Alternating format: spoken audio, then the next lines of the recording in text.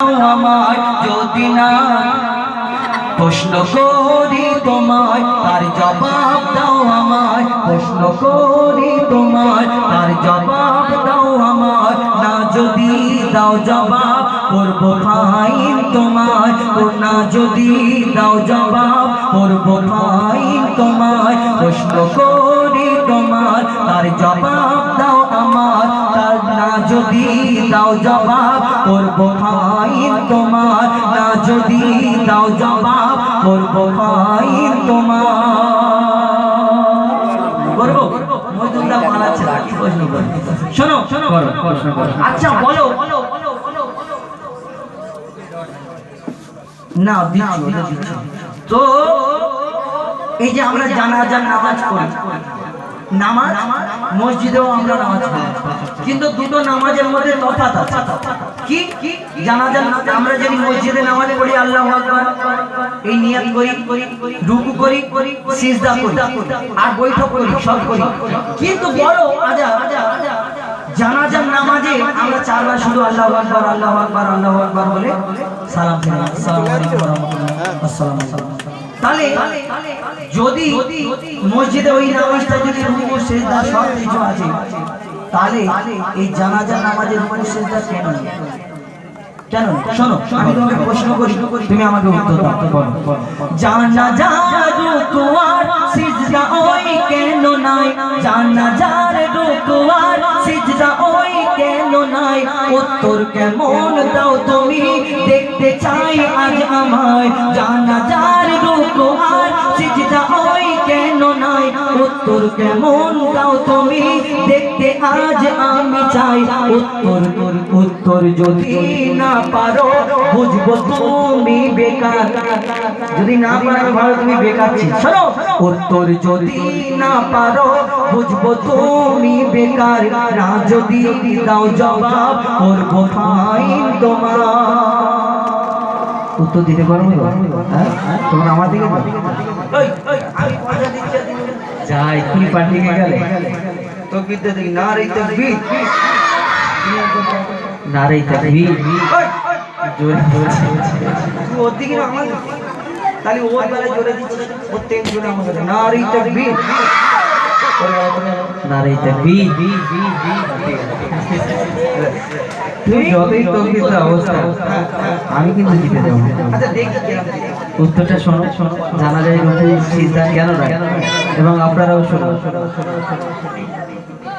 মাইয়াতের সামনে সিজদা যদি করা হয়, মধ্যে শোনো, মাইয়াতের সামনে সিজদা যদি করা হয়, সেই মাইয়াতের সাথে খোদার শিরক হয়ে যায়। মাইয়াতের সামনে সিজদা যদি করা হয়, সেই মাইয়াতের সাথে খোদার শিরক হয়ে যায়। রুকু ও সিজদার মোর খোদা হকদার, রুকু ও সিজদার মোর খোদা হকদার, সিজদার খোদা শুধু হকদার।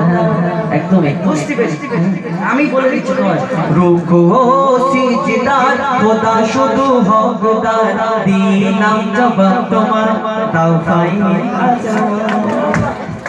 তুমি আমার কাছে ফাইন নিতে পারবে? জিতে গেছি। হ্যাঁ তাহলে আজারউদ্দিন কি বোঝালো? যে আল্লাহ ছাড়া কাউকে সিজদা রুকু করা যাবে না, আর মাইয়াতকে সামনে রেখে আমরা আল্লাহু আকবার আল্লাহু আকবার ওই দোয়াটা পড়ি, মাইয়াতের জন্য দোয়া করি আর সালাম ফিরে চলে আসি। তাই এই সিজদা রুকু শুধু আল্লাহকে ছাড়া কাউকে করা যাবে না, তাই আমরা জানা যায় এই সিজদা রুকু করি না। আচ্ছা আরেকটা প্রশ্ন আচ্ছা বলো, গরু সব যে চার পেয়ে জন্তু, ছাগল দুম্বা ভেড়া সব খাওয়া হালাল কি হালাল? আল্লাহ হালাল করে দিয়েছে, হালাল একদম। আচ্ছা শুয়োরও তো চার পেয়ে, আবার মেয়ে ছেলেদের কিছু ফতোয়া আছে শোনা রাখো।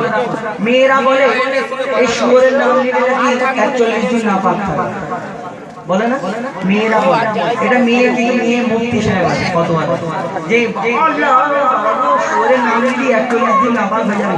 আরে কোরআনেতে আল্লাহ শুয়োরের নাম আরবি ভাষায় হিনজি যাকে বলে।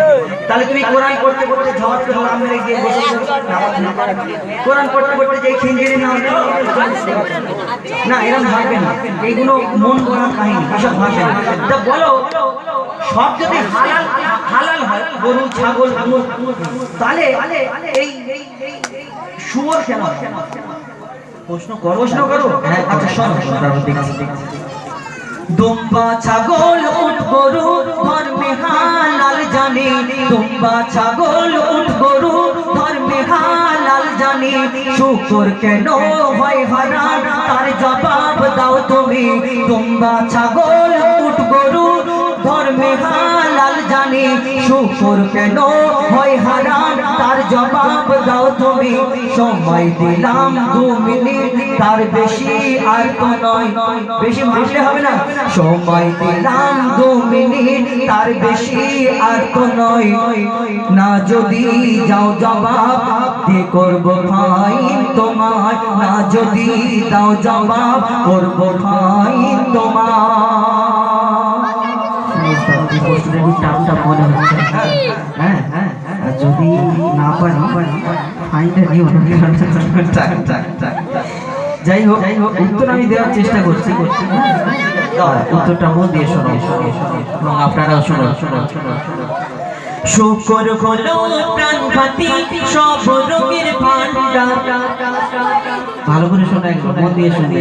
শুকর হলো প্রাণঘাতী সব রোগের ভান্ডার, শুকরের গোশতে তৈরি হয় ক্যান্সার। শুকর হলো প্রাণঘাতী সব রোগের ভান্ডার, শুকরের গোশতে তৈরি হয় ক্যান্সার। চরিত্রহীন এই পশু এর জোড়া নাই গো আর, চরিত্রহীন এই পশু এর জোড়া নাই গো আর। দিলাম জবাব তোমার তাও ফাইন আজ আমার।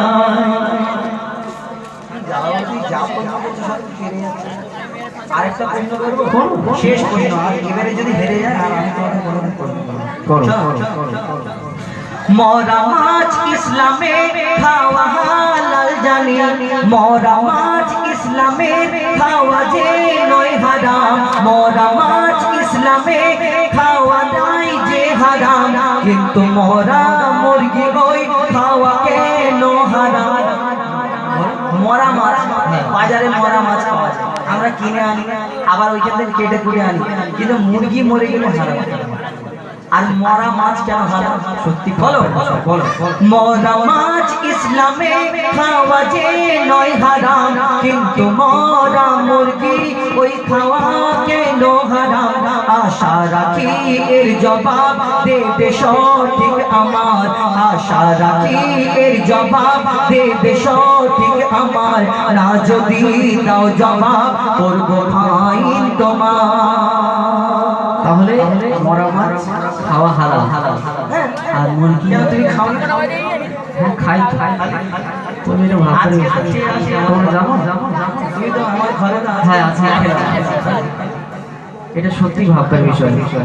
মরা মাছ যখন হালাল হচ্ছে তখন মরা মুরগি মরে গেলে 10 টাকা করে সেই দোকানদার হোটেলে খাওয়ায়। খবরদার মুরগি খাবে না। কেন? আমরা জানতাম এদের মুরগি ফার্ম আছে, পোল্ট্রি ফার্ম।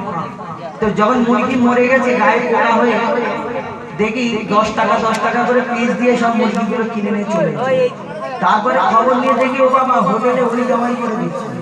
আমরা কিন্তু জানি না কোন চিকেন বিরিয়ানি মরা কে খাওয়াচ্ছে, আল্লাহ জানে কোন কোন হোটেলে দেয়, অনেক জমা দেয় না।